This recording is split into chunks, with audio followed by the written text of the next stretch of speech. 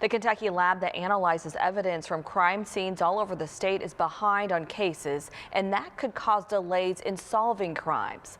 WDRB Investigates is digging into the backlog and what's causing it.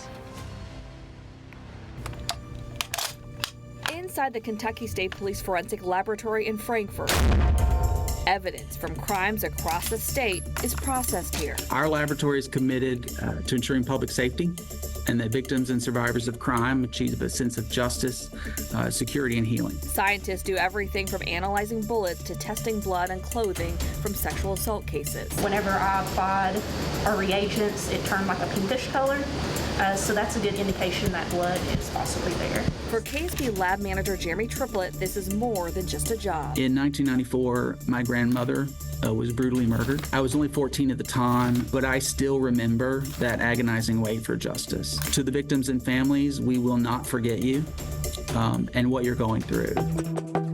Back in September, a manhunt for the I-75 shooter in Laurel County, accused of shooting 5 people. 11 days later, a couple found a body in the deep brush. And quickly, KSP's lab was able to confirm it was Joseph Couch from DNA extracted from bone. But not all cases go that fast. WDRB Investigates has been looking into the backlog of cases from KSP. Triplett says DNA and biology evidence testing is averaging about 13 months to complete at the KSP lab.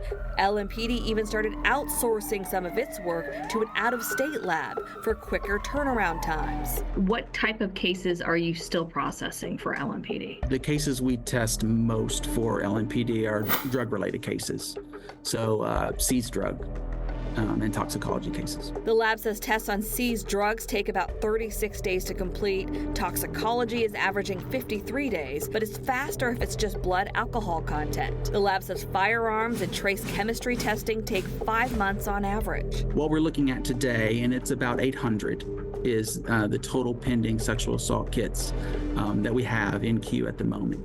All of those kits are, what you would call current. Triplett says those were submitted within the last 2 years. But why is the turnaround time taking so long? The lab has 186 employees, but is still short 23 people, which is leading to delays. So currently, the laboratory has approximately 6,500 assignments waiting to be processed. About a third of those are less than 30 days old, and about half of those are less than 90 days old. WDRB Investigates found in 2023, KSP processed evidence from 400 different police agencies for more than 32,000 police investigations.